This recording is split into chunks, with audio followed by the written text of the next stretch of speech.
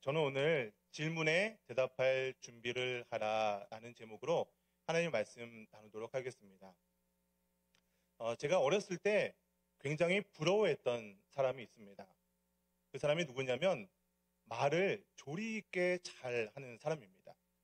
왠지 그 사람이 말을 하면 그 말에 힘이 있고 영향력이 있는 것을 보면서 저 사람처럼 나도 말을 좀 잘했으면 좋겠다 이런 생각을 하게 되었습니다. 어떤 질문이 들어와도 당황하지 않고 조리 있게 유연하게 대답을 하는 것을 보고 어떻게 하면 이렇게 말을 잘할 수 있을까 고민했던 적이 있습니다. 우리는 이렇게 말을 잘하는 사람을 달변가라고 이야기를 합니다. 여러분, 그런데 달변가는요, 무조건 말을 빠르게 하고 많이 하는 사람을 달변가라고 하지 않습니다. 달변가는요, 적절한 말을 적절한 때에 적당한 방법으로 하는 사람을 달변가라고 이야기를 하는 것이죠. 그래서 제가 그 사람들은 과연 어떻게 해서 말을 잘하게 되었을까? 저 나름대로 연구를 하고 결론을 내린 것이 있습니다. 세 가지로 한번 나눠봤는데 첫 번째는요. 그 말을 잘하는 사람들은 일단 입력된 것이 많은 사람들이에요. 그렇잖아요. 뭔가 내가 알고 있어야 그것을 얘기할 수 있지 않겠습니까? 그래서 말이라는 것은요. 내 머릿속에 있는 것들을 입으로 출력하는 과정이 바로 말이고 언어잖아요. 여러분, 그래서 일단 내 머릿속에 뭔가 많이 들어있어야 됩니다.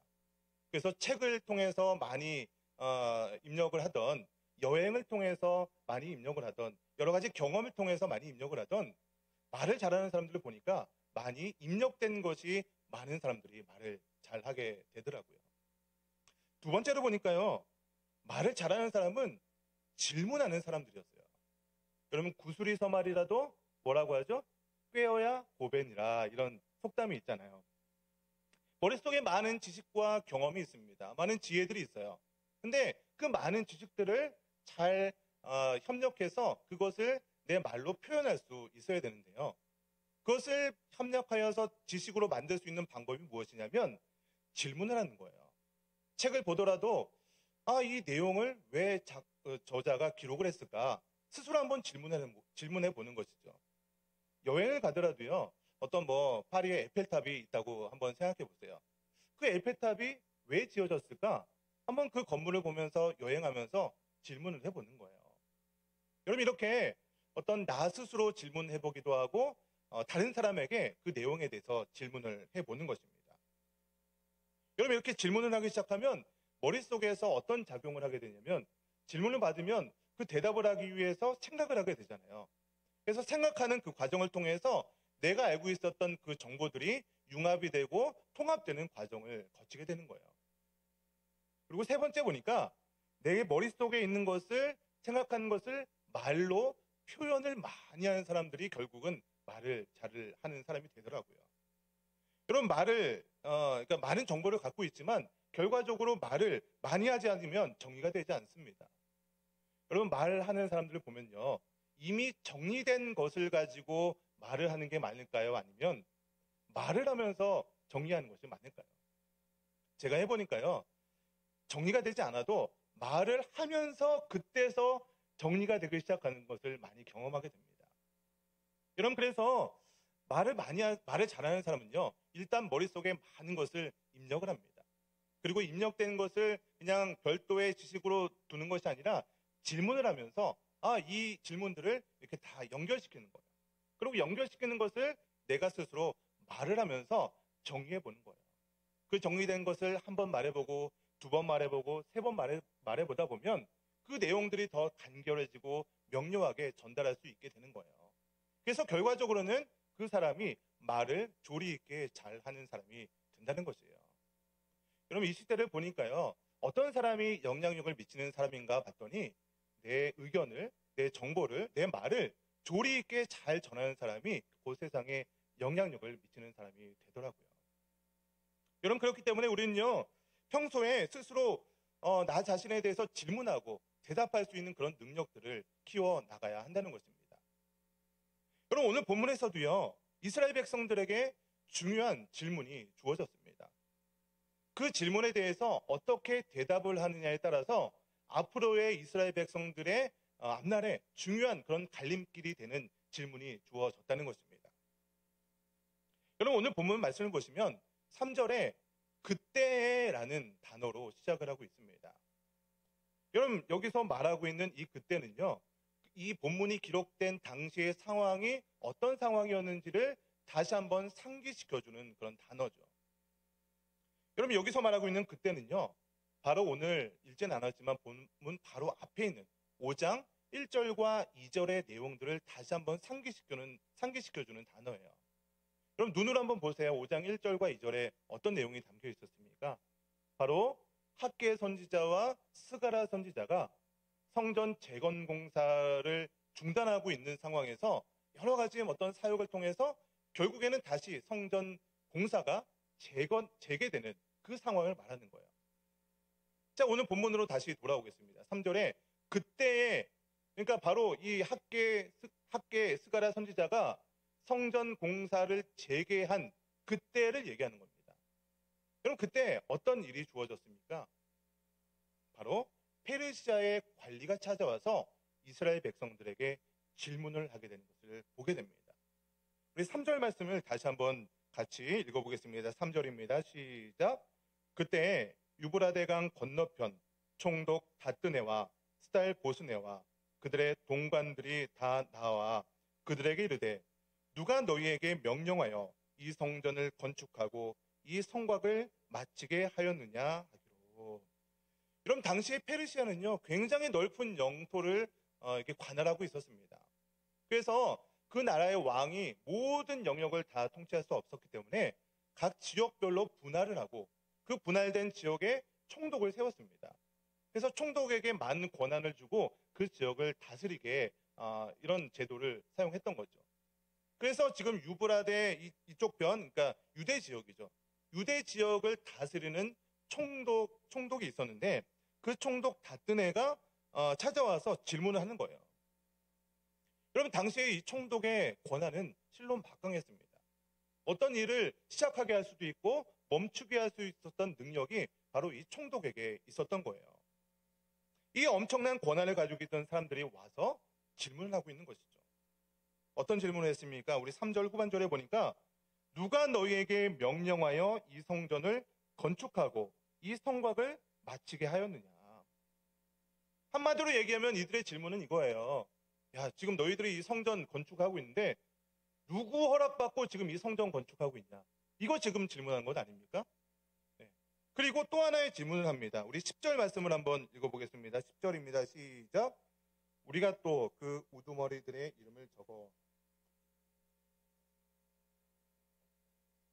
그러니까 쉽게 말하면 너희들이 이 공사를 하고 있는데 이 공사 책임자, 이 공사 담당자가 누구냐? 이렇게 질문을 하고 있는 거예요.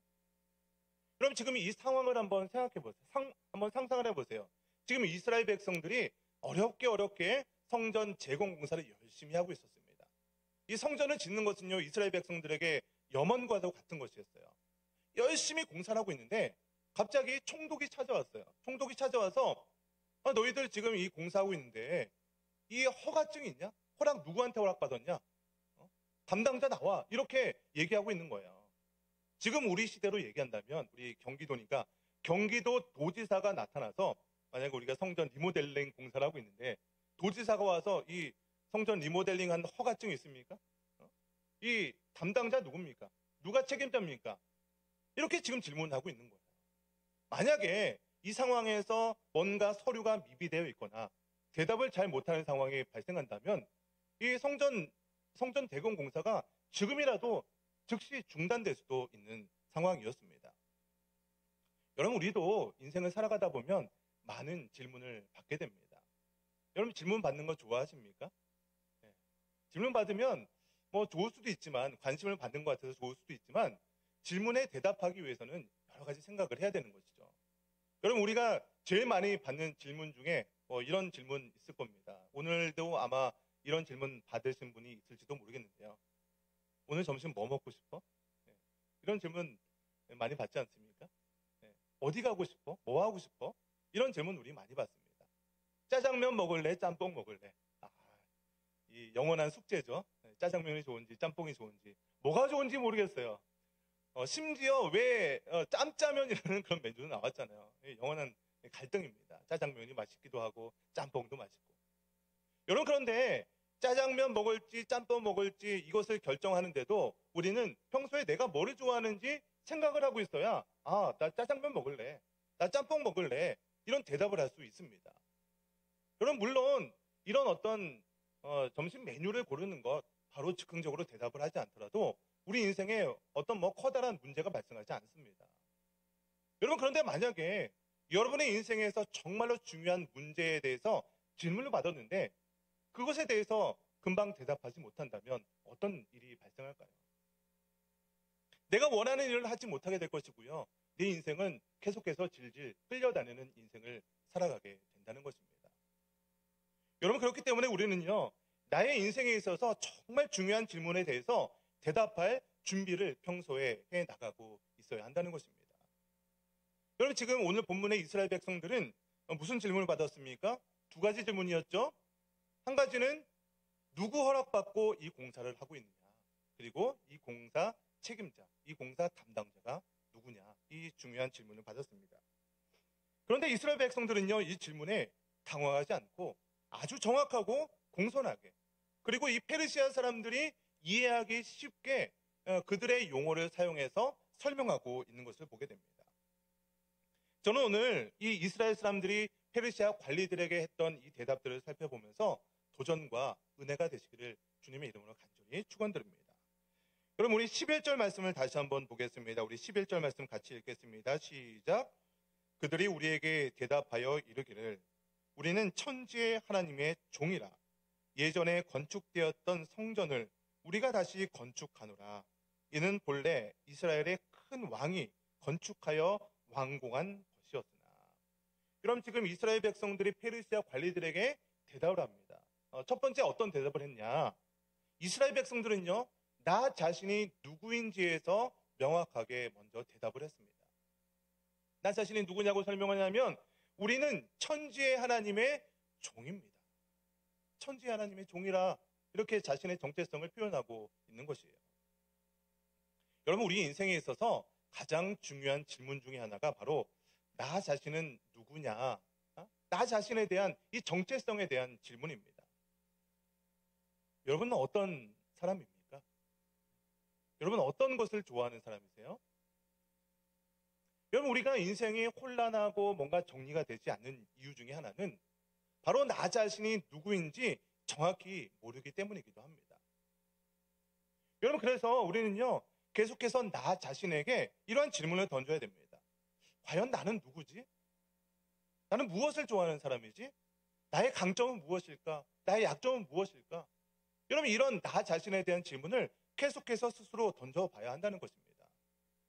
그럼 평소에 이러한 나 자신에 대한 깊은 사색을 하지 않게 되면 인생을 끌려다닐 수밖에 없게 된다는 것이에요.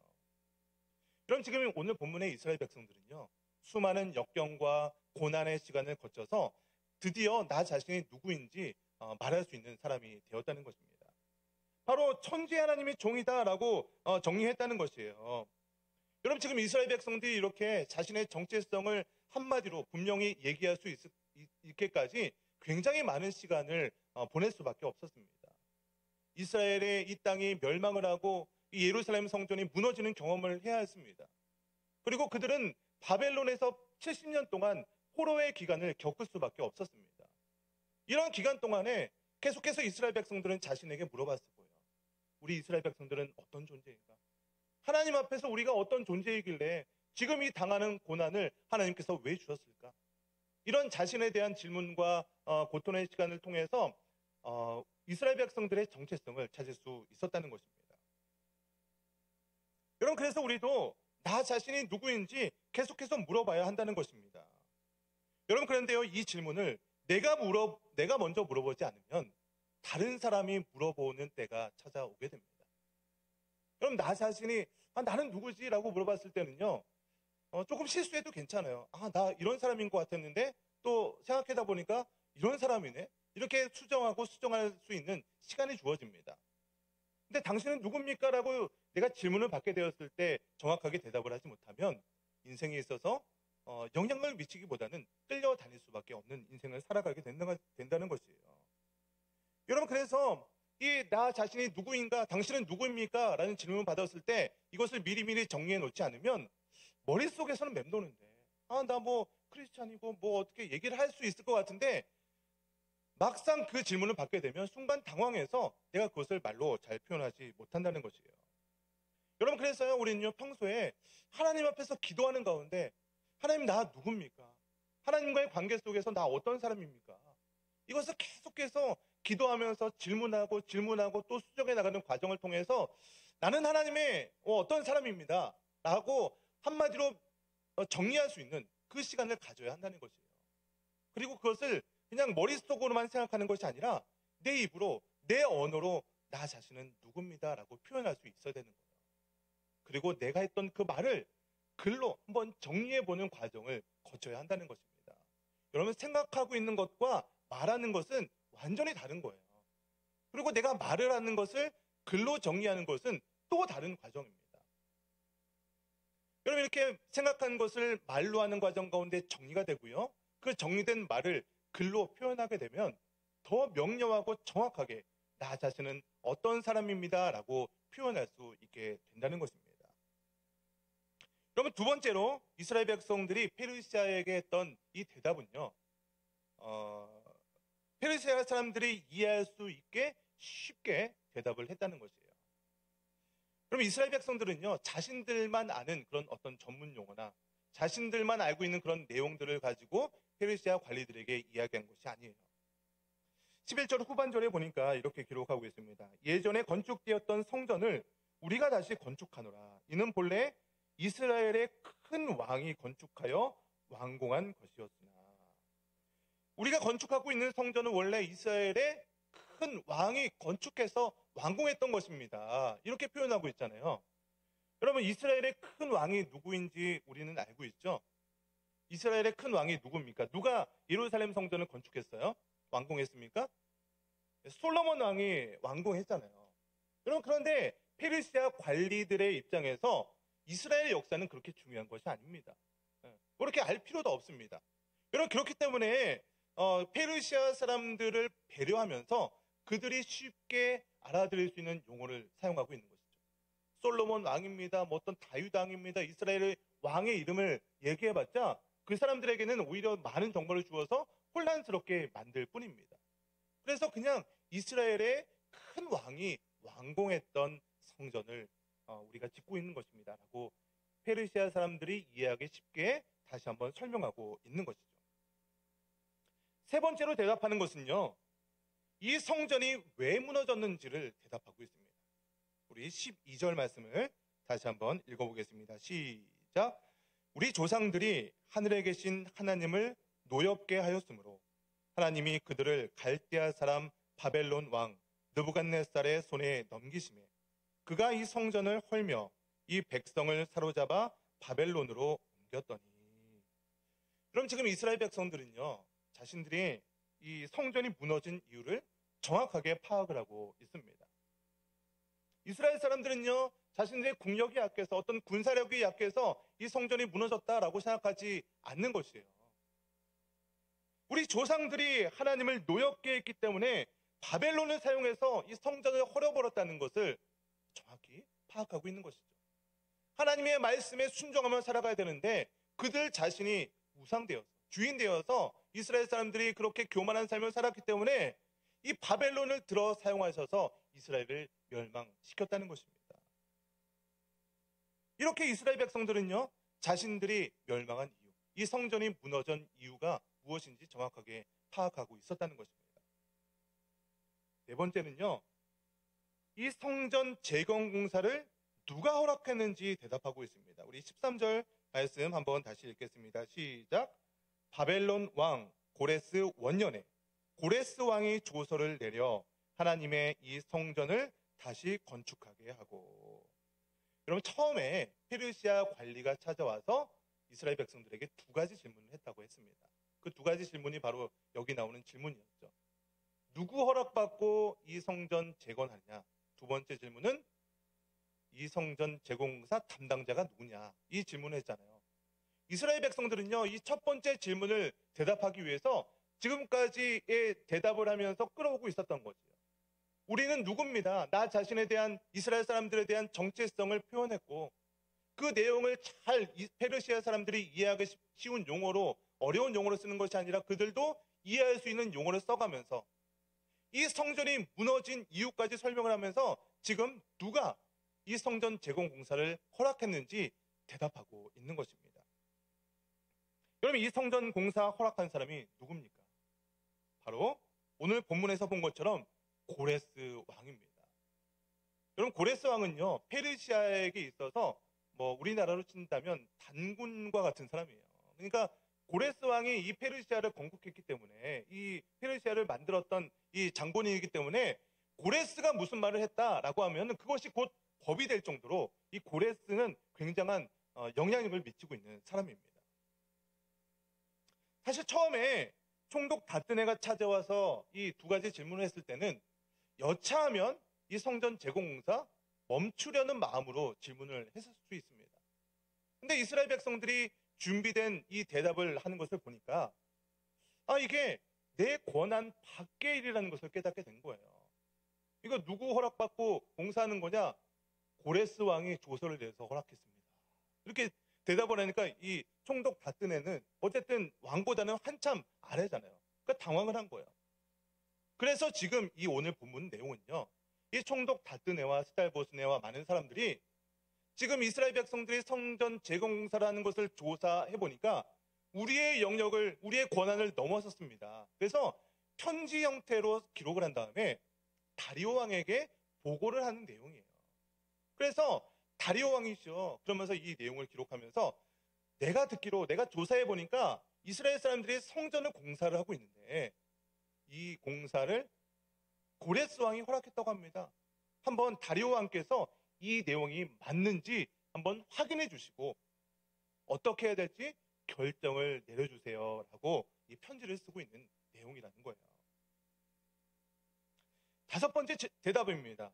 이 담당자가 누구인지 대답을 하고 있죠. 이것은 페르시아 사람들이 질문했던 두 번째 질문에 대한 대답이죠. 우리 14절과 15절을 보시면 또 느부갓네살이 예루살렘 하나님의 성전 안에서 금은 그릇을 옮겨다가 바벨론 신당에 두었던 것을 누가 허락했다고요?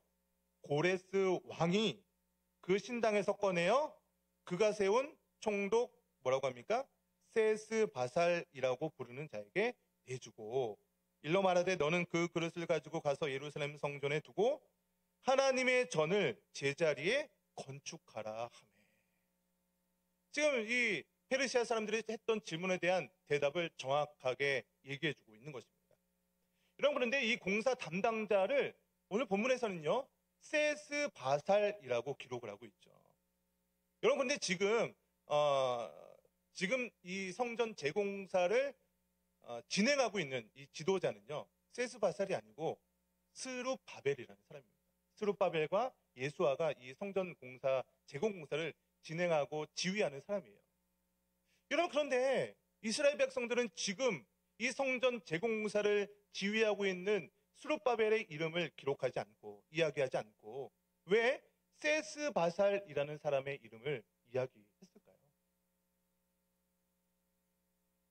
이스라엘 백성들은요, 페르시아 제국의 역사의 기록을 염두에 두면서 지금 현재 담당자인 스룹바벨의 이름을 사용하지 않고 세스바살이라는 사람의 이름을 사용했다는 거예요. 여러분, 그렇게 한 이유가 무엇이냐면 고레스 왕이 처음에 고레스 칙령을 내리면서 이 성전 공사를 허락했던 그 당시의 총독의 이름이 바로 세스바살이었기 때문이에요.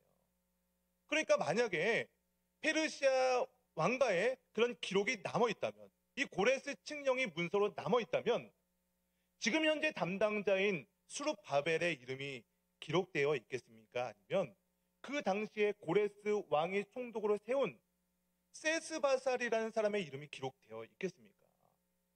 당연히 세스바살의 이름이 기록되어 있겠죠.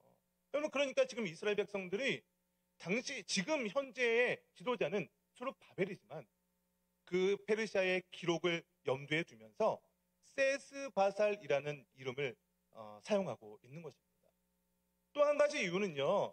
만약에 이 고레스 칙령이 남아있지 않더라 하더라도 적어도 고레스 왕이 이 세스바사를 유대의 총독으로 세웠다, 임명했다라는 기록 정도는 남아있을 수 있는 것이죠. 여러분, 그래서 이런 기록들을 염두에 두었을 때 먼저 고레스 칙령이 남아있을 수도 있고, 혹은 그것이 아니더라도 세스바사를 유대의 총독으로 세웠다라는 기록이 문건이 발견된다면 지금 이스라엘 백성들이 하고 있는 이 많은 이 고백들이 신빙성을 가질 수 있게 되기 때문입니다. 여러분, 이렇게 이스라엘 사람들은요, 페르시아 관리들의 두 가지 질문에 5가지로 대답을 했습니다. 첫 번째는 무엇이었습니까? 이스라엘 백성들 자신이 누구인지 대답을 했습니다. 우리는 하나님의 종이다라고 대답을 했습니다. 그리고 두 번째는요, 페르시아 사람들이 이해하기 쉬운 용어를 사용해서 자세히 설명하며 대답했습니다. 그리고 세 번째는요, 이 예루살렘 성전이 왜 무너졌는지를 정확하게 파악을 하고 그 이유를 설명했습니다. 그리고 나서 페르시아 사람들이 질문했던 두 가지, 누구 허락받고 있었냐? 바로 우리 고레스 왕의 허락을 받았습니다. 고레스 왕이 조서를 내려서 세스바사를 담당자로 세워서 이 공사를 하고 있다라고 이렇게 5가지로 대답을 했다는 것입니다. 그럼 지금 이스라엘이 했던 이 5가지 대답은요, 어느 순간 갑자기 질문을 받았을 때 즉흥적으로 대답하는 것이 결코 아닙니다. 이 대답은요, 이스라엘의 역사와 어떤 신학을 곰곰이 생각하고 오랜 시간에 다듬었을 때 나올 수 있는 대답들이라는 거예요. 결코 그냥 가벼운 질문, 짜장면 먹을래? 짬뽕 먹을래? 그냥 즉흥적으로 생각해서 나올 수 있는 대답이 아니라는 거예요. 나 자신이 누구인가? 이거 금방 나올 수 없는 질문이죠. 왜 성전이 무너졌는가? 많은 역사와 그런 수많은 고통을 경험하면서 드디어 육체적으로 내가 직접 경험하면서 깨달은 그런 내용들이라는 거예요. 여러분, 우리가 역사를 공부하는 이유는요, 역사를 공부하면서 역사의 선조들이 했던 실수들을 동일하게 반복하지 않으려고 역사를 공부하는 것이죠. 여러분, 우리 믿음의 신앙의 선조들이 바로 이스라엘 백성들 아닙니까? 그런 이스라엘의 역사가 이 성경에 기록되어 있는 것입니다. 여러분, 그래서 우리가요, 이 성경을 공부하는 이유는요, 우리도 이 성경의 이스라엘 사람들의 역사를 공부함을 통해서 동일한 실수를 반복하지 않으려고 이 성경을 공부하고 있는 것입니다. 왜 몇천 년 전의 일을 우리가 이 시간에 나누고 있습니까? 그들의 역사를 통해서 우리는 실수하지 않으려는 거예요. 하나님께서 그 당시에 했던 그 말씀이 동일하게 저와 여러분에게도 적용되기 때문입니다. 저는 오늘 말씀을 통해서 이 이스라엘 백성들이 했던 이 5가지 대답을 좀 간추려서 여러분에게 다시 한번 질문의 형태로 질문하는 것이 좋다고 생각합니다. 그럼 제가 질문 드립니다. 여러분은 어떤 사람이십니까? 여러분은 어떤 존재세요? 하나님 앞에서 여러분 어떤 관계를 갖고 계시는 사람입니까? 저는 김영민 목사인데요. 나 누구누구 장로인데요. 나 누구누구 권사인데요. 나 누구 아무개 집사입니다. 이런 교회에서 불려지는 그런 직분 말고요. 정말로 내가 하나님 앞에서 하나님과의 깊은 관계 속에서 하나님이 나를 뭐라고 부르실까? 이런 나 자신에 대한 정체성을 여러분은 알고 계시냐는 거예요. 여러분, 그래서요, 우리는요, 이 나는 누구인가? 이 너무나도 소중하고 중요한 질문을 다시 한번 제가 여러분들에게 하고 있다는 것입니다. 여러분, 누구십니까? 어떤 존재예요? 내가 만약에 그 질문을 통해서 내가 기도하는 가운데 나는 하나님의 자녀입니다 라는 어떤 나 자신에 대한 정체성을 발견했다면 나의 삶 가운데 나는 하나님의 자녀다운 그런 삶을 살아야 하는 것이죠. 내가 기도하는 가운데 나는 하나님의 종입니다 이런 정체성이 나왔다면 나의 삶의 신앙생활의 모습 가운데 하나님의 종다운 그런 삶의 모습을 살아야 하는 것이죠. 여러분, 그래서 나는 누구인가라는 그런 대답의 질문이 나오면 그 질문이, 그 대답이 바로 나의 신앙생활을 판단할 수 있는, 평가할 수 있는 기준이 되는 거예요. 그 기준에 따라서 내가 지금 신앙생활에 뭔가 문제가 있구나. 내가 그래도 조금 부족하긴 하더라도 어느 정도 하나님 앞에서 신앙생활을 잘하고 있구나. 이런 기준을 세울 수 있는 것이 바로 나 자신은 누구인가에 대한 질문에 대답을 하는 것입니다. 두 번째 질문은요. 여러분이 지금 인생을 살아오시면서 인생의 어떤 결과물들이 있을 거예요. 여러 가지 사업을 일궜다든지 아니면 집을 하나 장만했다든지 여러 가지 인생의 결과물들이 있잖아요. 그러면 인생의 그 결과물들이 왜 나왔는지 스스로 질문해 볼 수 있어야 되는 거예요. 내가 만약에 하나님께서 물질을 나에게 더 주셨다라고 한다면 과연 하나님께서 나에게 그 물질을 왜 더 주셨을까? 내 사업이 잘 됐다면 왜 나에게 사업을 잘 되게 해주셨을까? 그 인생에 대한 중요한 질문들, 내 인생의 결과물들에 대해서 왜 하나님께서 그것을 나에게 주셨는지 질문해 보아야 한다는 것입니다.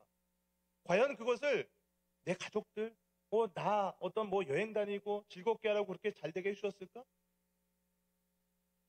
하나님께서 이것은 나에게 왜 주셨습니까? 라고 질문했을 때 내가 생각하는 그 답을 하나님께서도 그 답을 주실까요? 질문해 봐야 한다는 거예요. 혹시 내가 지금 어려운 가운데 있을 수도 있잖아요. 사업이 안 된다거나 건강에 문제가 생긴다거나 여러 가지 문제가 생길 수도 있습니다. 만약에 그렇다면 하나님께서 그 문제를, 나의 고난을 왜 지금 나에게 허락하셨을까? 이런 인생의 결과물들에 대한 질문을 할 필요가 있다는 것입니다. 만약에 여러분 신앙생활을 잘하고 있다라고 생각하는 분들 계실 수도 있습니다.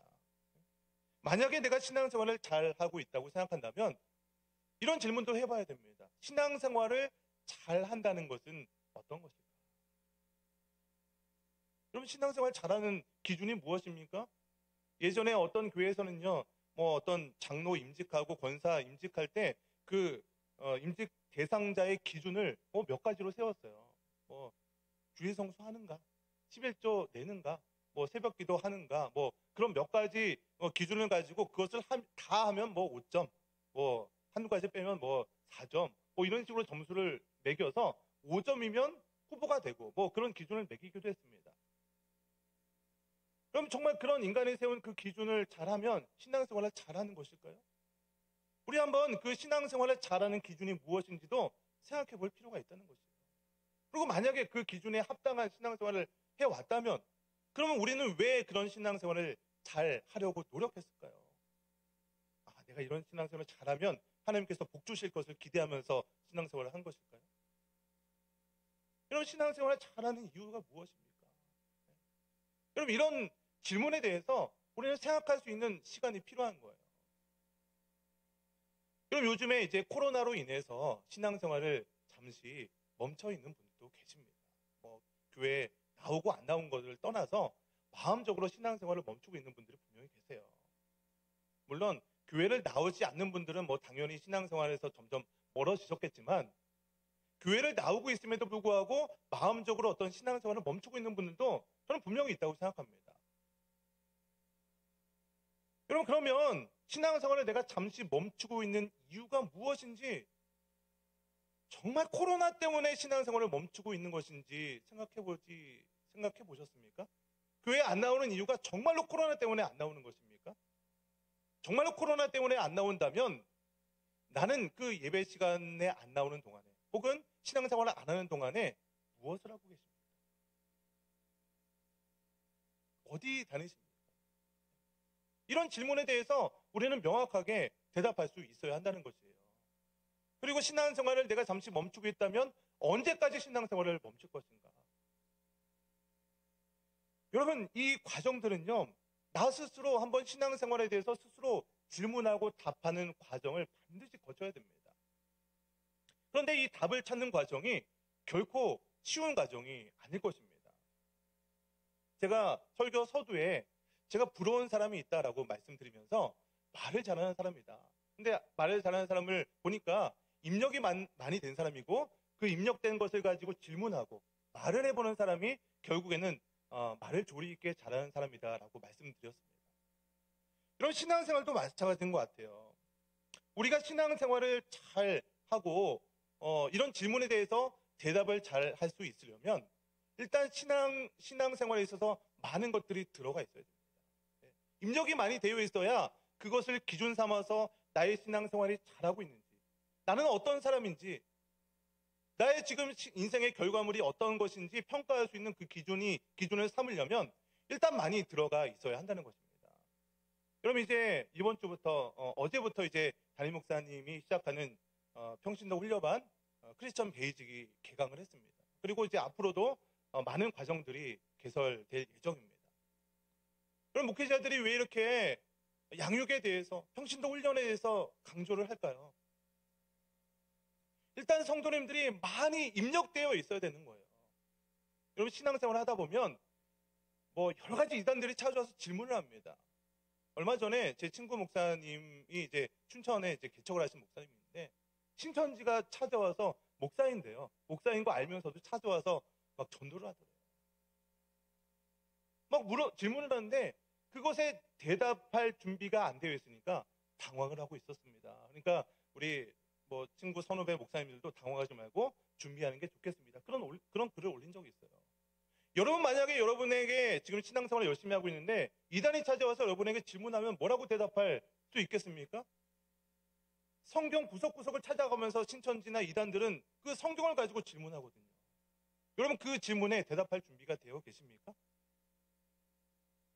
제자훈련 한번 받았다고요? 성경관통 들었다고요? 성경 뭐 1독 하셨다고요? 여러분 제가요 신대원 준비할 때 저는 일주일에 1독씩 했어요. 몇십 독을 했겠죠. 그때 당시에는 성경을 줄줄 안다고 생각했는데요. 요즘에 다시 한번 성경을 공부하고 뭐 성경관통 준비하면서 내가 그때는 몰랐는데 지금에서야 그 내용을 진짜 깨닫는구나. 설교 준비하면서 이게 이런 뜻이었구나. 그렇게 성경을 수없이 많이 보고 많은 문제들을 풀어봤지만 성경의 그 하나없는 깊이는요. 내가 다 알 수 있다는 것, 이건 말이 안 되는 것이죠. 여러분 성경에 대해서 얼마나 많이 아십니까? 여러분 그래서요 우리는요 수많은 이런 양육 과정과 설교와 이런 것들을 통해서 많이 입력이 되어 있어야 돼요. 그래서 그 입력된 것을 가지고 스스로 질문해 볼 수 있어야 됩니다. 내가 이런 과정을 통해서 내가 누구였구나. 하나님께서 나의 인생 가운데 어떤 하나님으로 존재하셨구나. 이런 것을 스스로 대답하고 준비할 수 있는 기회가 필요하다는 것입니다. 여러분 이제 머지않아서 이제 위드 코로나 시대가 분명히 올 것입니다. 추석이 지나고 뭐 언제인지 정확하게 뭐 날짜까지 언급할 수는 없지만 그 시기가 곧 임박해 왔습니다. 여러분 그래서 지금 이 시점은요 코로나 이후 위드 코로나 시대를 준비할 수 있는 가장 적기라는 거예요. 이제 위드 코로나 시대가 되고 예배를 자유롭게 드리는 시기가 되면 이제는 분주하고 빨리 달려가야 되기 때문에 이런 나 자신에 대한 그런 신앙적인 질문들 이런 거 할 여유가 없을 수도 있습니다. 여러분 그래서 목회자들이 우리 담임 목사님께서 계속해서 양육에 대해서 강조하고 있는 것입니다. 일단 많이 입력되어 있어야 되는 것이죠.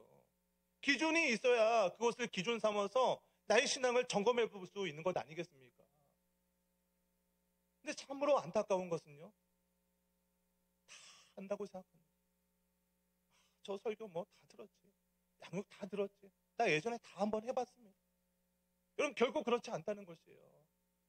그 과정을 통해서 들었지만 들은 것을요. 내가 말로 표현하려고 하면 안 나옵니다. 그렇지 않습니까? 오늘도 설교 들으셨잖아요. 들은 것 여러분 얘기해보라면 얘기 나오겠습니까? 안 되거든요. 양육 받았지만 그거 오늘 배운 양육 내용 얘기해보라고 하면 잘 안 되거든요. 적어보라면 더 안 되거든요. 여러분 그러니까 이 시간을 통해서 이 어떤 양육 기간을 통해서 정말로 시간이 그나마 있을 때 물론 바쁩니다. 하루가 왜 이렇게 빨리 지나가는지 모르겠습니다. 여러분 그러나 바쁘다는 것은요. 내가 언제까지 바쁘겠습니까? 계속해서 바쁜 인생을 살아갈 수밖에 없는 것입니다. 저는요. 오늘 인생에 대해서 내 인생의 정말 중요한 질문을 내가 먼저 질문하지 않으면 이제는 질문 당하는 인생이 된다는 것입니다. 이제 2021년 남은 기간에 저는 바라기는 여러분들이 많이 배우시고 내가 배운 것에 대해서 많이 질문하고 대답할 것을 준비하는 가운데 여러분의 남은 여생이 정말 하나님께 놀랍게 쓰임받고 축복된 인생 되시기를 주님의 이름으로 간절히 축원드립니다. 오늘 말씀